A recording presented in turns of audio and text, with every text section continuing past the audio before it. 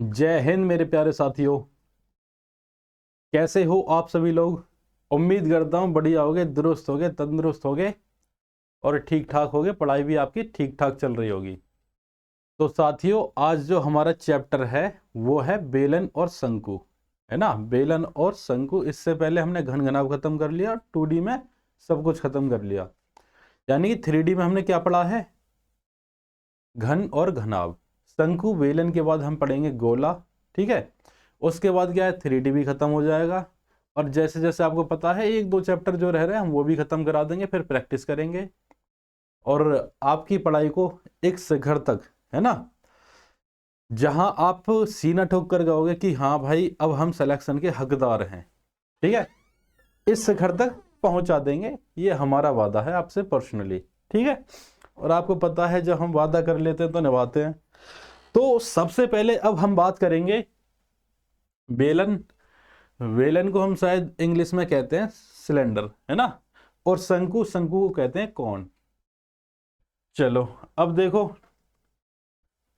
पहले मैं आज जो हमारी क्लास है बेलन की क्लास है, उसके बाद जब क्लास क्या हो जाए, खत्म हो जाए, तो आपको कमेंट में बताना है कि बेलन की सेकंड क्लास लानी चाहिए या नहीं लानी चाहिए।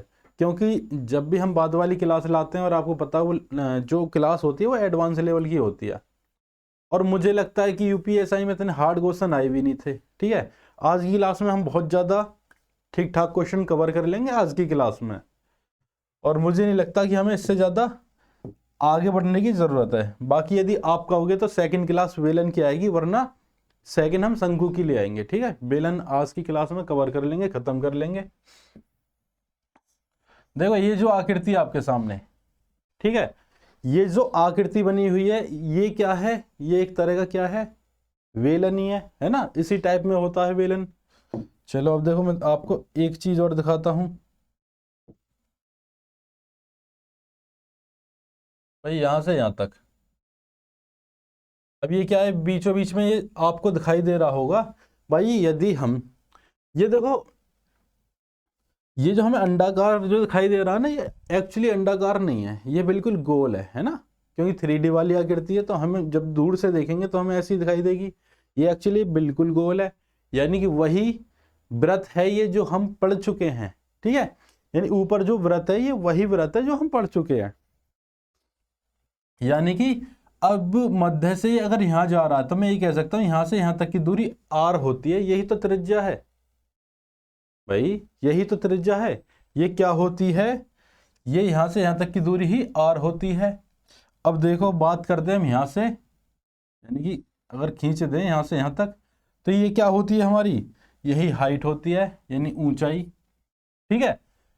ये क्या होती है, ये हाइट होती है, ऊंचाई। जैसे कि हम हमेशा से बेसिक समझाते आए, तो आज भी वही मैं बेसिक समझा रहा हूँ आपको। तो इसमें दो चार फॉर्मूले बनते हैं, ठीक है।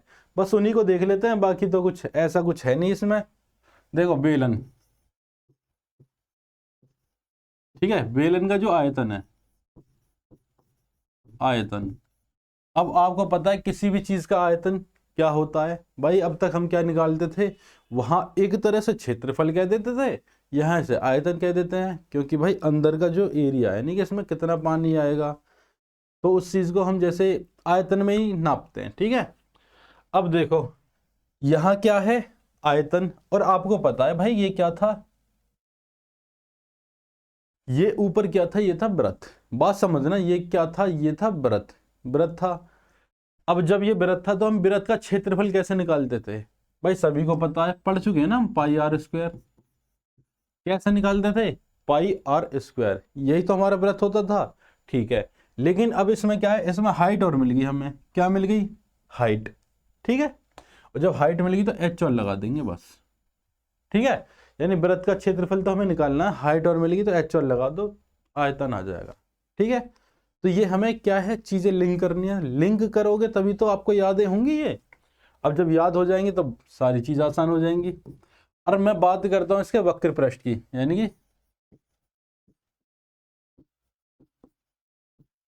या पार्श्व पृष्ठीय क्षेत्रफल।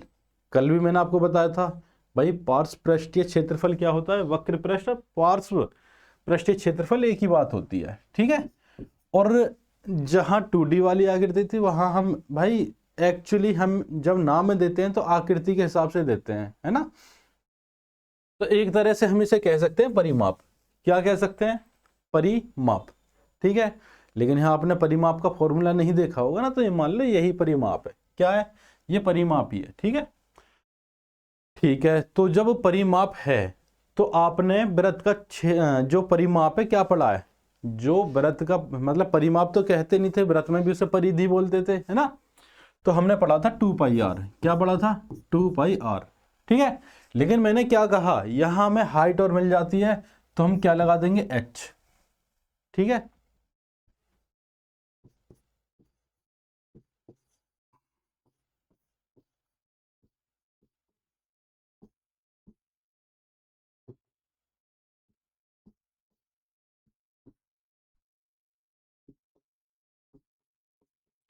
यही होता है भाई। मैं क्या बता रहा था, ये दोनों चीजें एक होती हैं, यानी ये वाली और ये वाली चीज एक ही है। यानी कुछ भी पूछ ले, वक्र पृष्ठ पूछ ले या पार्श्वपृष्ठीय क्षेत्रफल पूछ ले, तो क्या है, तो ये दोनों चीज एक होती है। ये बात हमें पता होनी चाहिए। ठीक है, अब इसमें एक चीज और बचती है। क्या बचती है भाई? बेलन का संपूर्ण पृष्ठ।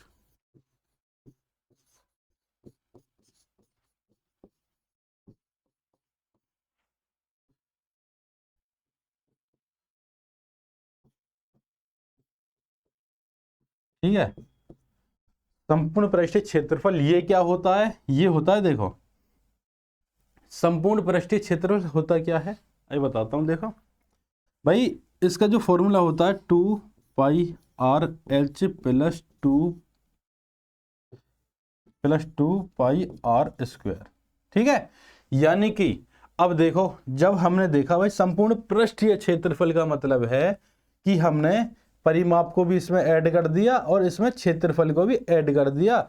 लेकिन क्षेत्रफल तो πr² होता है, तो 2 कहां से आया भाई? बात ये भी तो है, परिमाप तो हमने ऐड करा इसमें, लेकिन इसमें हमने क्षेत्रफल को भी ऐड कर दिया।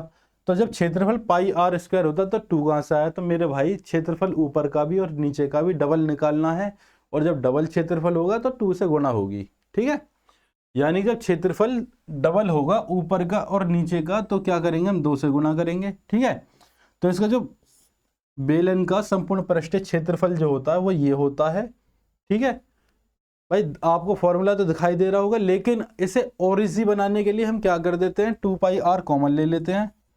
2πr बाहर कॉमन ले लेते हैं, अंदर क्या बचता है? h plus r। ठीक है, तो ये फॉर्मूला एक ही बात है, कोई दिक्कत ही नहीं है। यानी ये वाला फॉर्मूला और ये वाला फॉर्मूला एक ही बात है, तो कोई दिक्कत वाली बात नहीं होनी चाहिए, और ये दोनों चीजें एक हैं। ठीक है, तो आप इसका स्क्रीनशॉट ले सकते हो। फिर चलते हैं हम आगे अपने सवालों की ओर। और भाई यही बेसिक था इसका और यही फॉर्मूले थे। देखो मेंसुरेशन में बिना फॉर्मूले के, बिना सूत्र के कुछ नहीं है। ठीक है, लेकिन ज्यादातर एग्जामिनर क्या करता है आजकल, क्या है, देखो, जब हमें पता है कि पाई की वैल्यू क्या होती है, 22/7 होती है। यानी पाई की वैल्यू क्या होती है? 22/7 होती है। आजकल एग्जामिनर क्या है, 11 का मल्टीपल एक ही रखता है। ठीक है, यानी कि देख सकते हो आप, मतलब क्वेश्चन जब करोगे तो आप देख सकते हो कि 99% वो आंसर होता है जो 11 का मल्टीपल होता है। ठीक है, कब नहीं होता? जब 11 कट जाएगी, और 11 99% कटती ही नहीं है। ठीक है, तो 99% 11 का मल्टीपल आंसर होता है इन चीजों में, क्योंकि पाई की वैल्यू 22/7 होती है। लेकिन हम यहाँ अगर ऑप्शन देखें तो सारे 11 के मल्टीपल हैं, ये ABCD यानी चारों 11 के मल्टीपल है। ठीक है, ये क्वेश्चन बहुत पहले का है, बहुत पहले किसी एग्जाम में आया हुआ है, तो आज आपके सामने है। तो आजकल जो एग्जामिनर क्वेश्चन करा रहे हैं, प्रैक्टिस सेट में आ रहे हैं, तो आप वहां अप्लाई करके देख सकते हो, लग जाता है। एक बेलन के आधार की त्रिज्या इतनी तथा लंबाई इतनी है, तो संपूर्ण पृष्ठ क्षेत्रफल, संपूर्ण का मैंने क्या बताया था, देखो 2πr यदि हम कॉमन ले रहे थे तो अंदर क्या बच रहा था? r plus h। यही बच रहा था या नहीं बच रहा था? बच रहा था। अब देखो r प्लस h का मान कितना हो जाएगा? 3.5 और 8 11.5, और 11.5 क्या लिख सकता हूं मैं? 23/2। ठीक है, 11.5 को लिख सकता हूं। अब जब 2πr बचा, यानी 2 पाई की वैल्यू 22/7 और r की वैल्यू कितनी दे रखी है? 3.5 को क्या लिख सकता हूं? 7/2। ठीक है, अब देखो इस वाले 7 से ये वाला 7 खत्म, इस वाले 2 से ये वाला 2 खत्म, इस वाले 2 से ये 11 बार खत्म, यानी 11 × 23 हमारा आंसर हो जाएगा। और 1 तिया 3 यानी आंसर हो जाएगा option number C. Unit digit काम आएगी, अगर कुछ काम नहीं आ रहा तो यूनिट डिजिट काम आएगी, लेकिन काम कुछ ना कुछ जरूर आएगा, ठीक है, ऐसा नहीं होगा कि काम नहीं आ रहा। नेक्स्ट क्वेश्चन देखो,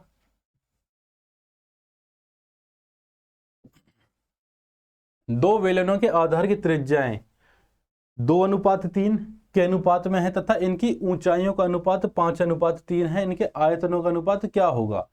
अब देखो हमें आयतन पता है भाई, आयतन होता है πr²h, यही मैंने आपको बताया था कि आयतन क्या होता है, ये होता है।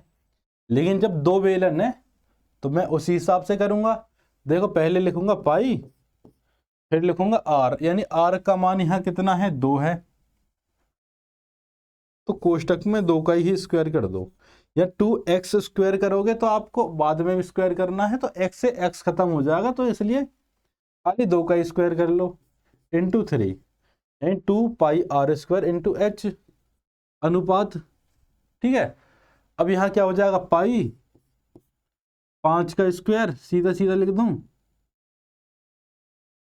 नहीं 5 नहीं, 1 सेकेंड भाई, देखो ये है दोनों के त्रिज्याओं का, यानी कि ये क्या है, दोनों के त्रिज्याओं का अनुपात है, और ये दोनों के ऊंचाइयों का अनुपात है। यानी पहले वाले की जो ऊंचाई है वो ये 5 होगी, या हमने 3 गलत लिख दिया, हमने वो 2 3 उतार लिया, तो हम इसे 5 कर देते हैं, ठीक है, यहाँ से 5 कर देते हैं। अब ठीक है, तो इस दूसरे वाले की त्रिज्या कितनी हो जाएगी, ये हो जाएगा 3 का स्क्वायर, और इसकी ऊंचाई कितनी हो जाएगी, ये 3 × 3। अब सही है ना। देखो पहले वाले की त्रिज्या ये है, ऊंचाई ये है, दूसरे वाली त्रिज्या है, दूसरे वाले की ऊंचाई ये है, तो इस हिसाब से था ये, कोई बात नहीं, गलतियां हो जाती हैं। देखो पाई से पाई खत्म हो गया, 2 दूनी 4, 4 पंजे 20, अनुपात 3 तिया 9 तिया 27, यानी हमारा आंसर क्या हो जाएगा, 20:27 हमारा राइट आंसर है, यानी कि option number B correct answer है, ठीक है। चलो अब चलते हैं हम नेक्स्ट क्वेश्चन पे।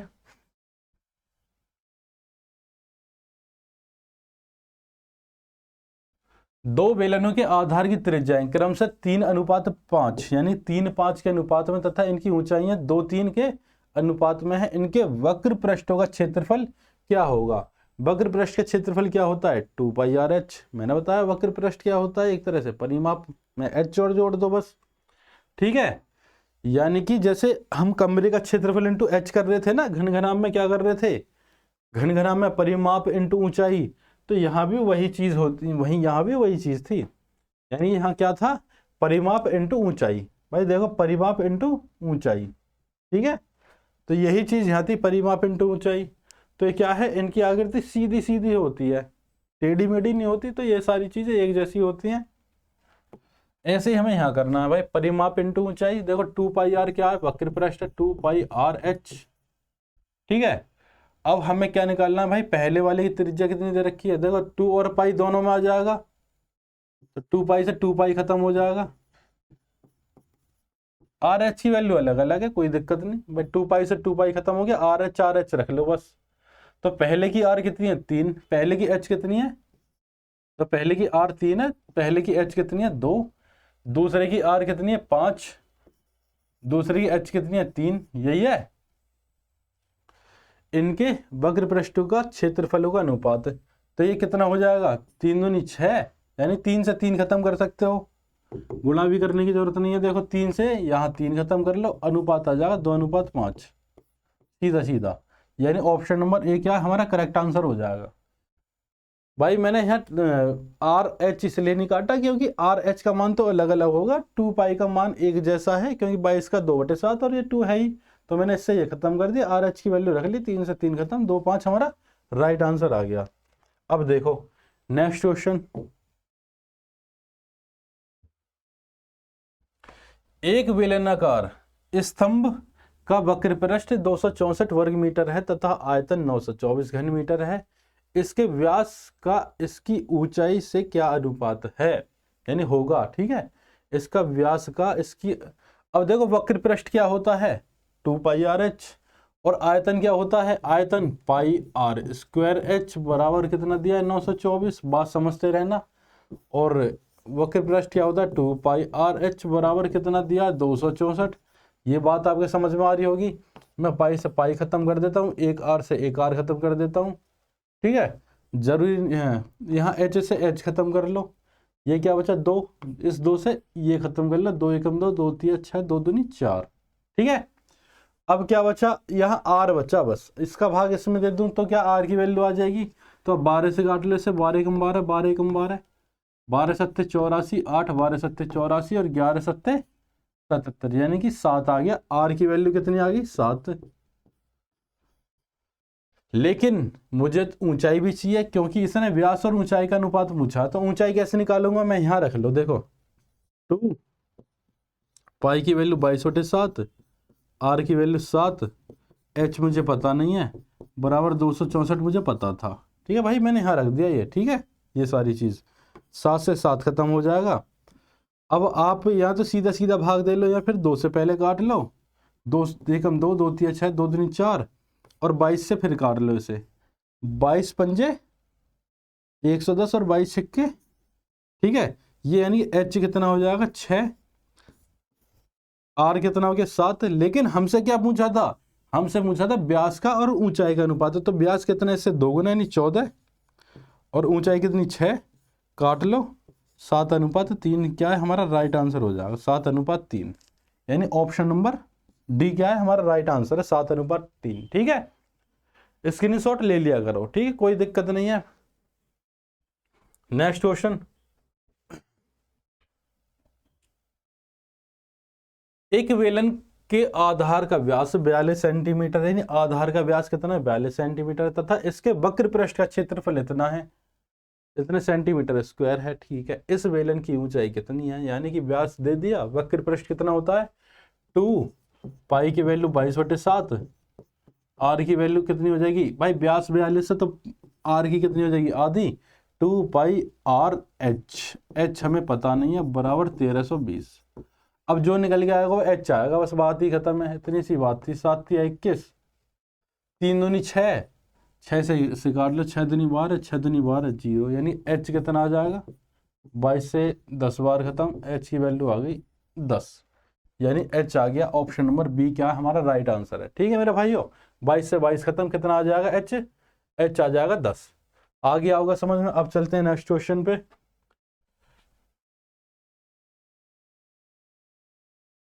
एक लंबवृत्तीय बेलन के आधार की त्रिज्या है, यानी त्रिज्या तथा ऊंचाई का अनुपात क्रमशः कितना है 2/3 है, यदि इसका आयतन 12,936 सेंटीमीटर की घात 3, ठीक है, हो तो इस बेलन के संपूर्ण पृष्ठीय क्षेत्रफल, यानी पृष्ठीय क्षेत्रफल क्या है, संपूर्ण पृष्ठीय क्षेत्रफल कितना होगा। चलो संपूर्ण पृष्ठीय क्षेत्रफल भी निकालेंगे। ये आयतन दे रखा है इसने, और आयतन का फॉर्मूला हमें पता है पाई आर स्क्वायर, यानी पाई आर स्क्वायर एच, ये हमारा आयतन का फॉर्मूला है। पाई की वैल्यू कितनी है मेरे भाई 22/7, ठीक है, इंटू आर स्क्वायर, तो आर कितना है यहाँ 2, मैं 2x² कह सकता हूँ इसे या नहीं, आप कह सकते हो हाँ जी। एच की वैल्यू कितनी है, इसे मैं 3x कह सकता हूँ, आप कहोगे हाँ जी, ठीक है। और बराबर में कितना दे रखा है 12936, इतना दे रखा है, आप इसे काट लो। मैं इसे पहले 11 से खत्म करता हूँ, 11 दूनी 22, क्योंकि मुझे पता है 11 से तो कटना ही है ये। 11 × 11, 1 बचा, 11 × 11 8 बचा, 11 7 77, 6 बचा, 11 6 66, ठीक है। अब देखो ये जो 2 बचा था, इस 2 से मैं एक और बार खत्म कर देता हूँ, 2 पंजे 10, 2 अट्ठे 16 और 2 अट्ठे 16, ठीक है। अब आप चाहो तो इसे खोलो पहले, देखो 2 का स्क्वायर कितना हो जाएगा 4 और x, यानी मैं इसे पहले और थोड़ा खोल लेता हूँ, क्योंकि देखो यहाँ क्या है समझ में नहीं आ पाएगा, इसलिए हम एक स्टेप और आगे बढ़ते हैं। 2 का स्क्वायर 4, x का स्क्वायर इंटू 3x बराबर 588, और ये 7 की भी गुणा इधर हो जाएगी, नीचे से 7 इधर चला जाएगा। अब ठीक है, अब देखो 4 × 12, 12 से सीधा सीधा काट लेते हैं इसे, 4 × 12, 12 से सीधा सीधा काट लेते हैं, 12 पंजे 60 होता है, तो 12 चौक 48 बचा 10, 12 नंबर 108, यानी 49 बार x की घात 3। 49 को आप 7 × 7 भी लिख सकते हो, ना भी लिखो तो भी दिमाग में रखना।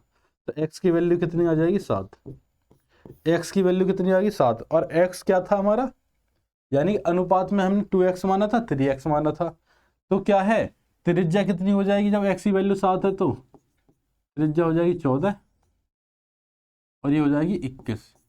ठीक है, त्रिज्या 14 और ऊंचाई कितनी हो जाएगी 21। तो हमें संपूर्ण पृष्ठ क्षेत्रफल चाहिए, तो संपूर्ण पृष्ठ क्षेत्रफल कैसे निकालते हैं, 2πr कोष्टक में h प्लस आर या r प्लस एच, कुछ भी कर लो, कोई दिक्कत थोड़ी है, क्योंकि बाहर कॉमन ले लेते थे हम।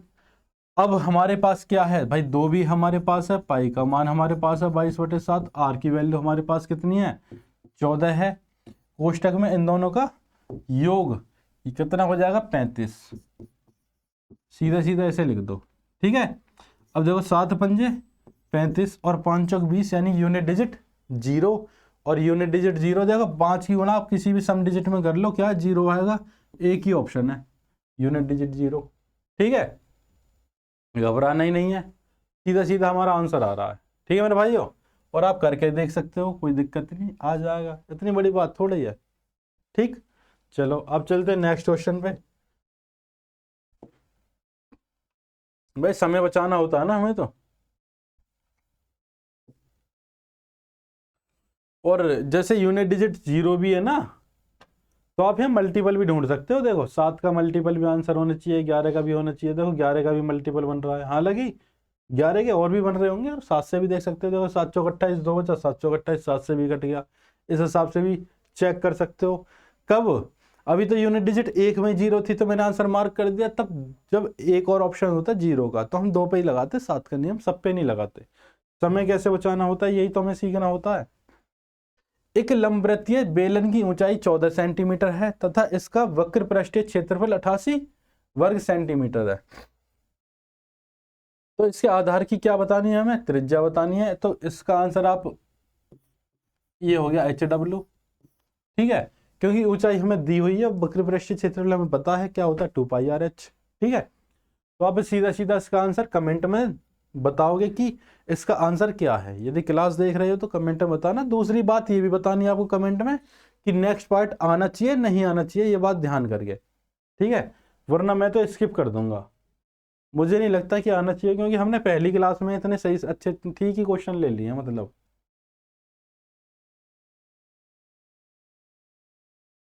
बेलनाकार आकृति वाले एक गीजर का व्यास 35 सेंटीमीटर तथा ऊंचाई 1.2 मीटर है। इसके दीवारों की मोटाई की अपेक्षा करते हुए इसकी बाहरी पार्श्व पृष्ठ का क्षेत्रफल क्या, यानी कितना होगा। ठीक है, तो मैंने क्या बताया था, पार्श्व पृष्ठ क्षेत्रफल क्या पूछ रहा है, वक्र पृष्ठ पूछ रहा है, यानी कि परिमाप इंटू हाइट। ठीक है, 2πrh। बेलनाकार आकृति गीजर का व्यास कितना है भाई, देखो 2πrh व्यास है, यानी पहले तो इतना लिखो जितना लिख सकते हो आप, पहले तो वहां तक लिखो, इसे 2 गुना 22/7 इंटू आर, व्यास 35 है तो आर कितना होगा 35/2 होना चाहिए। ठीक है, अब देखो बात है सेंटीमीटर की चल रही, तो अब सारी चीजें सेंटीमीटर में लिखेंगे, क्योंकि ऑप्शन भी सेंटीमीटर में है। ये क्या 1.2 मीटर है, तो इसे सेंटीमीटर बनाओगे, 100 से गुणा करोगे, और जब 100 से गुणा करोगे तो 120 आ जाएगा। ठीक है, तो अब हमें ये क्या है, अब सॉल्व करना है, तो बस सॉल्व ही करना, अब तो इसमें कुछ बचा ही नहीं, 2 से 2 खत्म हो गया, 7 पंजे 35 आ गया, यानी कि 2 जीरो आएंगी, और 2 जीरो सब में है, 2 जीरो मेरे भाइयों सब में है, तो आंसर 11 का मल्टीपल भी होना चाहिए। तो देखो 11 का मल्टीपल होना चाहिए, तो पहला तो नहीं है, ये दोनों हैं, ये भी नहीं है, ये 11 का स्क्वायर है, जबकि हमारे पास एक ही 11 है। बात समझो, हमारे पास एक ही 11 है, ठीक है, और ये 11 का स्क्वायर है। दूसरा हमारे पास 3 का मल्टीपल भी होना चाहिए था ना, तो ये 3 का मल्टीपल, और यहाँ 2 11 हैं जबकि 1 11 होना चाहिए था, यानी ऑप्शन नंबर बी हमारा करेक्ट आंसर है। ठीक है भाई, ये चीज तो हम सीख रहे हैं और हमेशा से सीखते हैं, तो चीजें बहुत आसान है, बस दिमाग में थोड़ा डेवलप करने की जरूरत है। ठीक है भाई, इन चीजों को पकड़ा करो जिन्हें मैं मार्क करता हूं। मैंने कहा 11 का मल्टीपल 1 होना चाहिए था, लेकिन इसमें 2 है, और मैंने ये भी कहा कि 3 का मल्टीपल भी आंसर होना चाहिए था, जबकि इसमें ये 3 का मल्टीपल है, ये नहीं है। ठीक है, नेक्स्ट क्वेश्चन,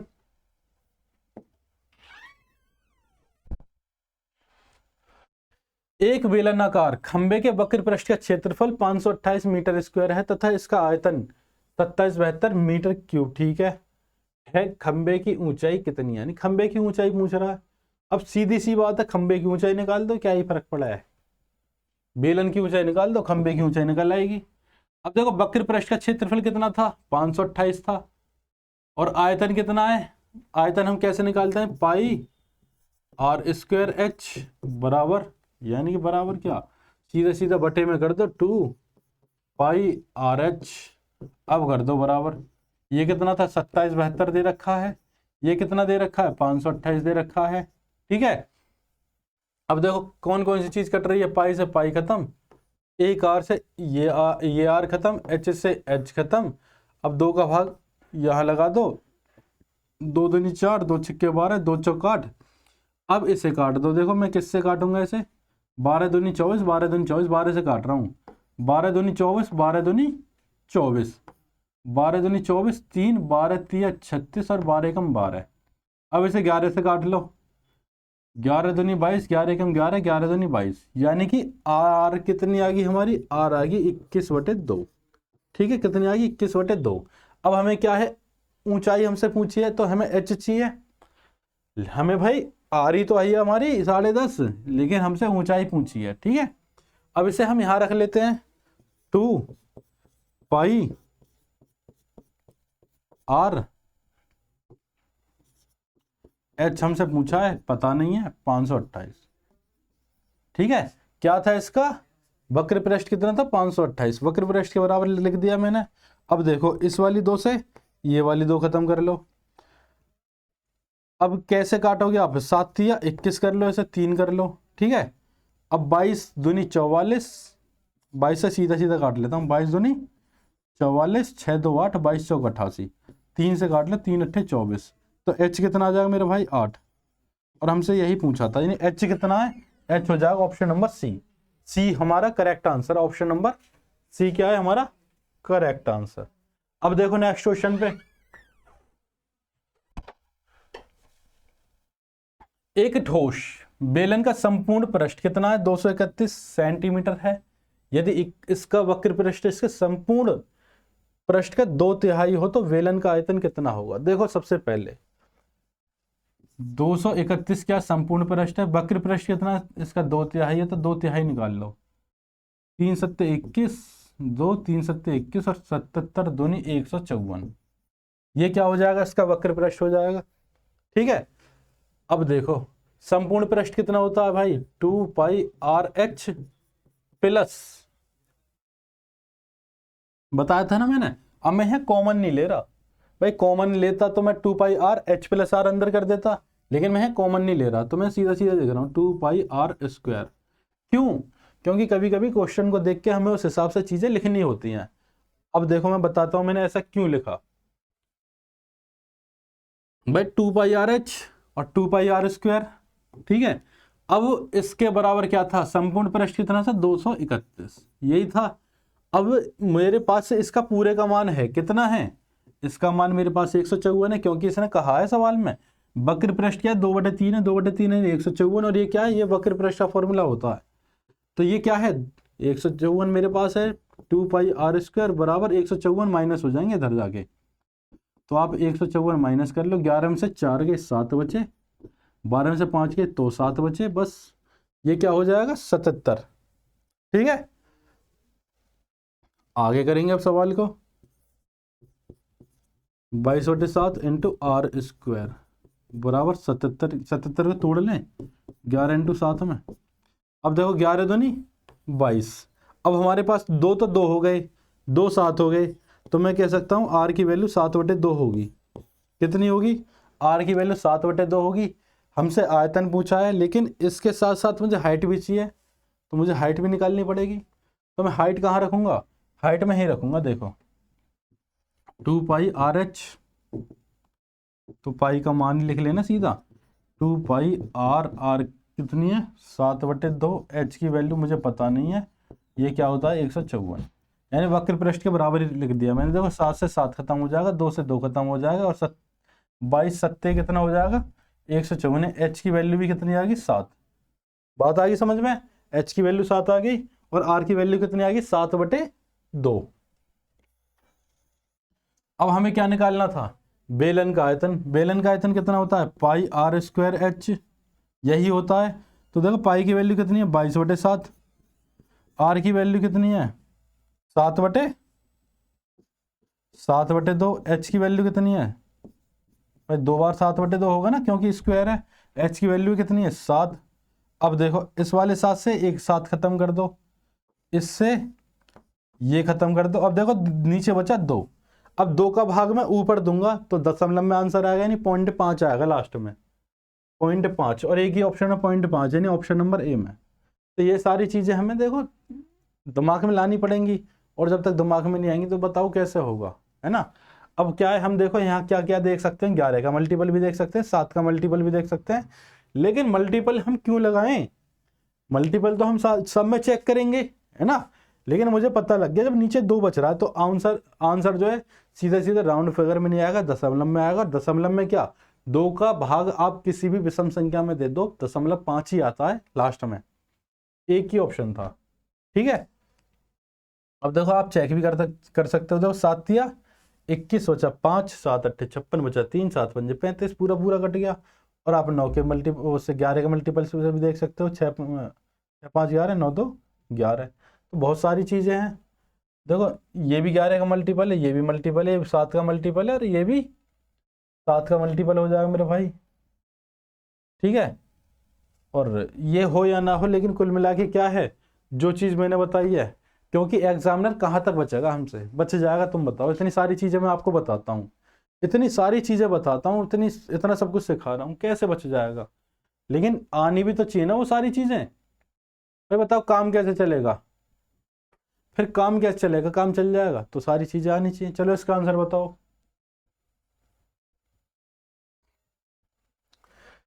एक बेलन के वक्र पृष्ठ तथा संपूर्ण पृष्ठ के क्षेत्रफलों का अनुपात, यानी वक्र पृष्ठ और संपूर्ण पृष्ठ के क्षेत्रफलों का अनुपात कितना है, 1:2। बात समझते रहना।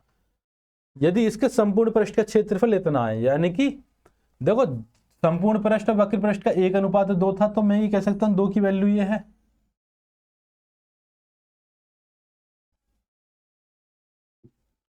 मैं ये कह सकता हूं 2 की वैल्यू ये है, तो 1 की वैल्यू कितनी होनी चाहिए, इसकी आधी, यानी कि 308। क्या होनी चाहिए 1 की वैल्यू 308।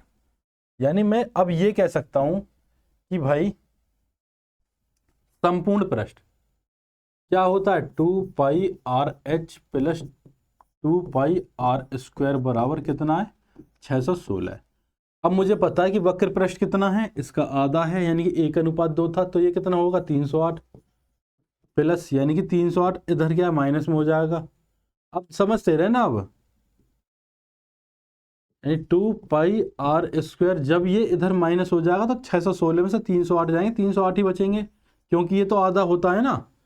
अब देखो 2 से इसे काट लो, 15 4 154, यानी कि आ जाएगा 22/7 इंटू r² बराबर 154, ठीक है। अब मैं 154 को 7 बार काट सकता हूँ, तो r² की वैल्यू कितनी आ जाएगी 7 × 7, यानी कि 7 की गुणा इधर हो जाएगी, और r कितनी हो जाएगी 7। बेलन का आयतन कितना है, बेलन के आयतन के लिए मुझे h भी चाहिए, तो मैं h निकाल लूँ पहले। तो h निकाल लेते हैं, यहाँ रख लेते हैं इसे 2, भाई मतलब इसमें रख लेता हूँ मैं, इसमें, ठीक है। 2πr(h) पता नहीं है, बराबर 308 मुझे पता है, ठीक है। इस 7 से ये 7 खत्म हो जाएगा, 2 से ये खत्म हो जाएगा, 15 4 154 बार, 22 से ये 7 बार खत्म हो जाएगा, यानी कि यहाँ h भी 7 है और r भी 7 है, दोनों सेम है, ठीक है। h भी 7 और r भी 7, क्या आ गए, दोनों समान आ गए। अब फॉर्मूला क्या होता है, आयतन का होता है भाई πr²h, ये होता है हमारा आयतन का फॉर्मूला। अब हम क्या करेंगे, देखो 7 की क्यूब है, यानी 22/7, 7 की क्यूब यानी कि 22 का भाग लगाने के बाद स्क्वायर बनना चाहिए, ठीक है। चलो कोई बात नहीं, मैं वैसे भी कर ही देता हूँ इसे, ठीक है। अब देखो 22/7, एक साथ तो हमारे क्या है खत्म हो जाएगा। अब यूनिट डिजिट देख लें, यूनिट डिजिट देख लें, हालांकि एक ऑप्शन नंबर डी भी है, इधर करना ही पड़ता दिखे भाई। 22 7 154 होते हैं, बच्चे को पता है, 154 7 का भाग और दे दो, हो जाएगा 7 चौक 28, 8 2 7 5 35 2 37, हासिल 3 7 7 3 10, 1078, लो हो गई।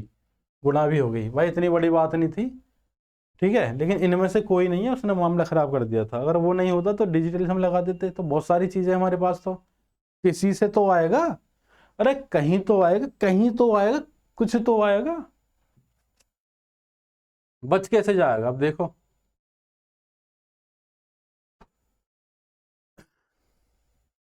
मेरे भाई, ये है तुम्हारा 3 सेंटीमीटर त्रिज्या वाले तांबे के गोले। यार ये तो गोले वाला सवाल है, ये है गोले वाला सवाल, तो हम क्या इसे स्किप करेंगे। गोले वाले सवाल को अभी तो इसकी क्लास भी नहीं आई, ये कैसे आ गया बीच में।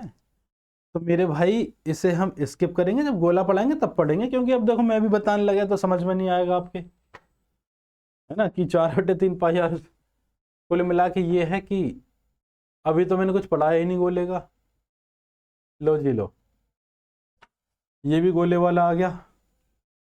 नेक्स्ट क्वेश्चन, ये तो नहीं है गोले वाला, सिक्के बेलन, ठीक है, ये तो बेलन वाला है।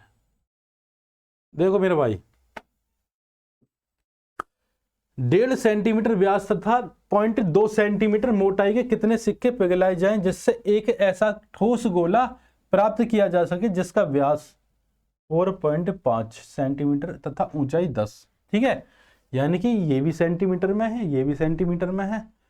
अब क्या है, इसकी मोटाई के क्या गोले पिघलाए जा रहे हैं, बात समझना, इसकी मोटाई के गोले पिघलाए जा रहे हैं, ठीक है, और जिसका व्यास इतना क्या है, ठोस गोला प्राप्त किया जा सके कि ये, यानी इसके आयतन में यदि मैं इसके आयतन का भाग दे देता हूं तो गोलों की संख्या आ जाएगी। अब देखो कैसे, पाई कितना होता है भाई, pi 22/7 into pi r square h, तो आर कितना आ जाएगा यहाँ, देखो ये आर कितना हो जाएगा, पहले तो इसे 45 में क्या करूंगा 10 करूंगा, और आर के लिए 2 का भाग और लगाऊंगा, 5 नहीं 45, 5 दूनी 10, ये आ जाएगा 9/4। आर कितना आ गया 9/4, 9/4 इंटू 9/4, और एच कितना है 10। ठीक है मेरे भाई, भाग पाई आर, यहाँ आर की वैल्यू कितनी है, देखो ये भी व्यास है, इसे मैं क्या काम करूंगा 15/10 करूंगा, दशमलव हटा के, अब 2 का भाग और लगाऊंगा, 5 तिया 15, 5 चौक 20, इसके आर की वैल्यू आ जाएगी 3/4 इंटू 3/4। एच की वैल्यू कितनी दे रखी है 0.2 सेंटीमीटर, यानी इसे 1/5 लिख सकता हूँ। ठीक है, इसका भाग इसमें लगाऊंगा, आंसर आ जाएगा। तो मैं 22/7 से 22/7 काट लेता हूँ सीधा सीधा। और भाई यदि आप इसे उल्टा करोगे, देखो 3, ये 3 नीचे आ जाएगी और ये दोनों 4 ऊपर पहुंच जाएंगी, इन दोनों 4 से ये दोनों 4 खत्म। ठीक है, बात आ गई समझ में। अब देखो 3 तिया 9, इस 9 से एक 9 ये खत्म, ये 5 ऊपर जाएगी तो 5 की यहाँ गुणा हो जाएगी, सीधी सी बात है, ये 5 ऊपर जाएगी 5 की गुणा हो जाएगी, 9 धाम 90 और 90 पंजे 450। आप ऊपर ले जाके कर सकते हो, कोई दिक्कत नहीं है। ऑप्शन नंबर बी क्या है हमारा राइट आंसर हो जाएगा, ऑप्शन नंबर बी। ठीक है मेरे भाइयों, option number B is the correct. चलो अब देखते हैं,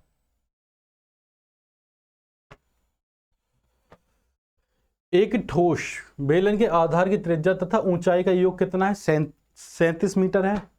बेलन का संपूर्ण पृष्ठ 1628 मीटर स्क्वायर है। बेलन का आयतन कितना है हमें बताना। देखो संपूर्ण पृष्ठ कितना है, अब देखो हम हमेशा बार बार क्या कर रहे थे, 2πr(h) कर रहे थे प्लस 2πr स्क्वायर करते थे, ये तो फॉर्मूला होता है, लेकिन मैं यहाँ 2πr कॉमन ले लूँ तो क्या बचेगा अंदर h + r। ठीक है, 2 इंटू 22/7, आर की वैल्यू मुझे पता नहीं है, लेकिन दोनों का योग मुझे पता है, h + r का कितना होता है 37 बराबर कितना 1628। बात इतनी सी थी बस। ठीक है, अब देखो अब इस सवाल को आप कर लो भाई, 11 से काट लो, 11 दूनी 22, 11 के 11 5, 11 चौक 44, 8 11 8 88। ठीक है, 11 के 11 5, 11 चौक 44, 11 8 88। ठीक है, अब यार जैसे 4 से काट लो, 2 दूनी 4, 4 तिया 12, 4 सत्ते 28, 37 से 37 खत्म हो जाएगा, आर कितना आ जाएगा 7। और जब आर 7 है और दोनों का योग 37 है तो एच कितना होना चाहिए 30। ये भी बात क्लियर हो गई। आयतन हमसे पूछा था, तो आयतन हम कैसे निकालेंगे, 22/7 इंटू पाई आर स्क्वायर, यानी कि 7 इंटू 7, और एच कितना 30, पाई आर स्क्वायर एच, यानी कि 7 से 7 खत्म हो जाएगा। और मेरे भाई ये कितना हो जाएगा 22 सत्ते 154, इंटू 30, 154 लिखा है ना, फिर 150 क्यों लिख दिया हमने? देखो लिखते कुछ है बोलते कुछ है। देखो अब 22 सत्ते 154 इंटू 30, ठीक है। यानी कि यूनिट डिजिट क्या होगा, एक अंक इकाई का, यानी कि क्या होगा 0, और 11 का मल्टीपल होना चाहिए। 11 का मल्टीपल 7 8 3 11, ये नहीं है। 5 2 7, ये भी नहीं है। 11 का मल्टीपल ये है, लेकिन इनमें से कोई नहीं भी है, तो क्या मुझे गुणा करनी पड़ेगी भाई? कर लेते हैं। 0 आ गई, 3 चौक 12 का 2, हासिल 1, 15 या 45 और 1 46। यानी कि हमारा क्या ऑप्शन नंबर बी क्या है, करेक्ट आंसर हो जाएगा मेरे भाई। ठीक है, समझ में आ गया होगा। ये बताओ बेलन आ रहा समझ में, नहीं आ रहा कि मम्मी का बेलन ही समझ में आता है? बताओ, या मम्मी के बेलन से समझ में आता है? भाई ये भी, ये थोड़ा वैसा बेलन है, ये वो वाला बेलन नहीं है। मम्मी का जो बेलन होता हो तो भाई दिमाग के भी सुर खोल दे। ठीक है, अब देखो, पानी से भरे दो बेलनाकार बर्तनों के आधार की त्रिज्याएं क्रमशः 15 सेंटीमीटर तथा 10 सेंटीमीटर हैं तथा इनकी ऊंचाइयां क्रमशः 35 सेंटीमीटर तथा 15 सेंटीमीटर हैं। इन बर्तनों को के पानी को 15 सेंटीमीटर ऊंचे बेलन नाकार बर्तन में पलट दिए जाने पर यह बर्तन ठीक पूरा भर जाता है। इस बर्तन की आधार की त्रिज्या कितनी है? यानी मैं ये कह सकता हूं कि दो का आयतन मिला के एक बेलन बनाया जा रहा है, तो उस जो बेलन का आयतन होगा उसमें त्रिज्या कितनी है, ये कह रहा है। यानी इन दोनों का आयतन मिला के तीसरा एक बेलन तैयार करा जा रहा है, तो उसकी त्रिज्या कितनी है ये पूछ कह रहा है। सीधी सीधी बात बताऊं तो अब हम क्या करेंगे, तो दोनों को जोड़ लो पहले। अच्छा, तो आयतन कैसे निकालते हैं हम? पाई आर स्क्वायर एच। तो हमारे पास किसकी वैल्यू देखो, पाई हो गई। आर की वैल्यू कितनी है? पहले वाले की त्रिज्या है 15, तो 15 इंटू 15 ही लिखो आप। ठीक है, एच कितना हो जाएगा पहले वाले का? 35 प्लस फिर पाई, दूसरे वाले की त्रिज्या कितनी है? 10, पाई आर स्क्वायर इंटू इसकी ऊंचाई कितनी हो जाएगी? 15। यानी कि इनको ऐड कर दूंगा तो ये आ जाएगा। बात समझते रहे ना, इनको ऐड कर दूंगा तो ये आ जाएगा। अब ऐड कैसे करना है भाई? यहाँ कॉमन ले लो, जितना ले सकते हो। एक तो 15 कॉमन आ जाएगा, 15 कॉमन आ गया, 5 5 25 और कॉमन आ जाएगा। ठीक है, एक कॉमन 15 आ जाएगा। देखो 15 यहाँ भी है, यहाँ भी 5 इसमें भी है, इसमें भी है, मतलब इसमें भी 5 इसमें भी, इसमें भी है, तो एक 25 और कॉमन आ जाएगा। ठीक है, यानी मैं 15 कॉमन ले लेता हूँ, एक 25 कॉमन ले लेता हूँ, फिर एक पाई बाहर, पाई भी कॉमन ले लेता हूँ। तो देखो 15 तो कॉमन आ गया था, 5 यहाँ से कॉमन आया, यहाँ 3 बचा, और 5 यहाँ से कॉमन आया, 7 बचा, प्लस पाई बाहर आ गया था, 5 यहाँ से कॉमन आया, यहाँ 5 दूनी 10 बचा, यहाँ से भी 5 कॉमन आया, और यहाँ से 15 पूरा बाहर आ ही गया था, तो पाई तो बाहर आई गई थी। 7 या 21 और 2 दूनी 4, ये कितना हो जाएगा? 25 हो जाएगा। ठीक है, कितना हो गया? 25। और ये कितना हो जाएगा मेरे भाइयों? 25 इंटू पाई इंटू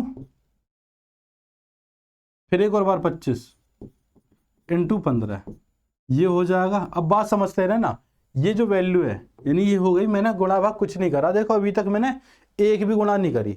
मैंने क्या सवाल जमाया है और बताया है। ठीक है, कि हमने ऐसे ऐसे कर लिया, यहाँ से ये कॉमन ले लिया, वो कॉमन ले लिया। अच्छा, ये जो वैल्यू होगी ये अब किसकी वैल्यू होगी? नए वाले बेलन की आयतन की। और नया वाला बेलन कितना? पाई आर स्क्वायर कितना है? आर स्क्वायर मुझे निकालना है, त्रिज्या ही तो निकालनी है, आर स्क्वायर मुझे निकालना है। एच कितना है? 15। इन बर्तनों का पानी 15 मीटर ऊंचे, यानी एच कितना है? 15 है। बात समझते रहे ना, यहाँ 15 से 15 खत्म हो जाएगा, पाई से पाई खत्म हो जाएगा, आर स्क्वायर 25 इंटू 25, और आर की वैल्यू 25। एक भी गुणा करी मैंने? एक भी? इतना बड़ा सवाल हो गया, एक भी गुणा करी? बताओ, एक भी गुणा करी हो मैंने? नहीं करी। पर ये चीज आपके सीखनी है। ठीक है, ऑप्शन नंबर डी क्या हमारा करेक्ट आंसर हो जाएगा। ये सारी चीजें तो सीखनी है हमें। नेक्स्ट क्वेश्चन,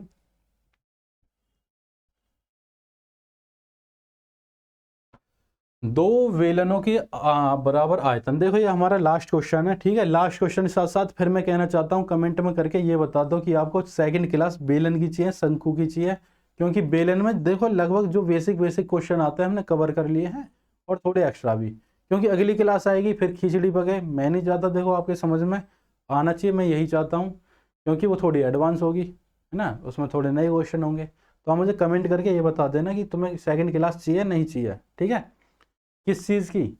बेलन की, वरना शंकु की मैं लेके आ ही जाऊंगा। दो बेलनों के आयतन बराबर है, यानी कि मैं ये कह सकता हूँ कि पाई आर स्क्वायर एच बराबर है पाई आर स्क्वायर एच की। यानी कि यहाँ क्या है, इनकी ऊंचाइयों का अनुपात भी अलग अलग है, यानी पाई आर स्क्वायर एच कितना है, 1, ठीक है, बराबर है पाई आर स्क्वायर एच कितना है, 3। पाई से पाई खत्म हो जाएगा, मैं ये कह सकता हूँ आर स्क्वायर बराबर आर स्क्वायर, यानी कि ये छोटा बड़ा आर, इसकी वैल्यू 3 हो जाएगी, इसकी हो जाएगी।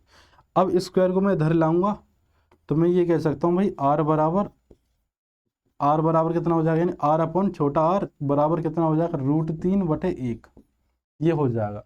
हमसे पूछा है इन त्रिज्याओं का अनुपात है, तो √3/1 हमारा राइट आंसर है, √3/1। लेकिन ऑप्शन में नहीं है, ऑप्शन में नहीं है मेरे भाई। लेकिन पता है दोस्त, मेरे कुछ भाई क्या सोचेंगे, ऑप्शन में नहीं है तो हो सकता है ऑप्शन गलत हो, या हो सकता है हम गलती कर रहे हो। लेकिन नहीं, ना तो ऑप्शन गलत है ना हम गलती कर रहे।